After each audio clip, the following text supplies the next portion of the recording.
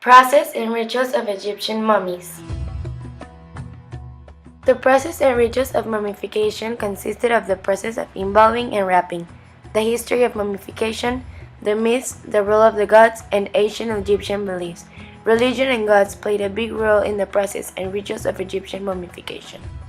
Just before mummification existed, the body was put in a sleeping position in a pit, with clay pots with jewelry.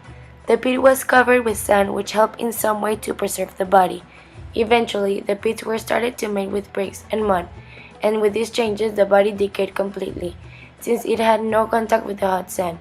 So that is how they started extracting the organs of the body to keep the body from decaying.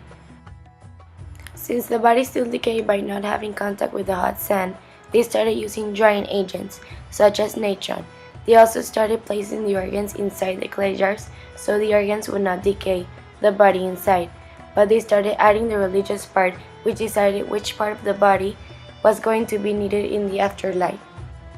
According to ancient Egypt, the process began by taking the dead body to a sacred place called an ibu, which means place of purification. The workers, who are called embalmers, washed the body with palm wine and water from the Nile. One of the embalmers made an opening on the left side in order to take out the organs, because they were the first to decompose and would also decompose the rest of the body. The organs were washed in natron, which was a drying agent, and that would make them dry in order for them not to decompose. The heart was left inside the body because it was needed in their afterlife.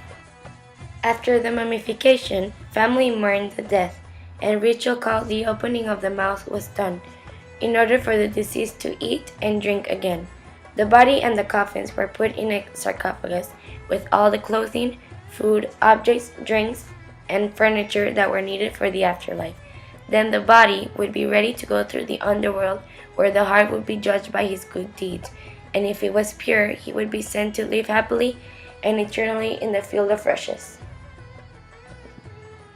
They used to put the organs in canopic jars, which had gods' heads, in order to protect the organs. Imseti, the human-headed god, took care of the liver. Happy, the baboon-headed god, would look after the lungs. Keben Senuf, the falcon-headed god, would look after the intestines. Tuamutep, the jackal-headed god, would look after the stomach. The head and the neck were wrapped individually in fine linen.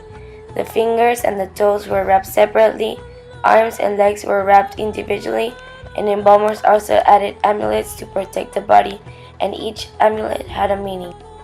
One of the tales that involved Anubis, which was the lord of mummy wrapping, and responsible for carrying the bodies of the recently dead, who was in the form of a human with a dog or jackal head, or as a full animal. When Anubis was asked to reassemble the dismembered body of Osiris by wrapping it magically in mummy cloth, he brought him back to life by reciting a spell, and this gave him the position of the counter of hearts and embalming the bodies and keeping them from decaying, and many important roles in the Book of the Dead. What led them to believe that they were born again in another life was how the sun fell into the horizon and was reborn again in the morning, how the plants and grains sprouted, and how the moon was waxed and wan. This was the reason that led them to mummification, where they preserved the body and by putting in the tomb the necessary things for the deceased afterlife. Religion and gods played a big role in the process and rituals of Egyptian mummification.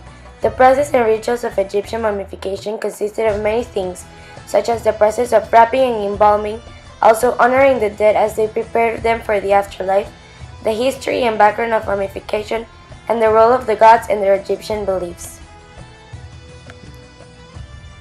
Thank you for watching.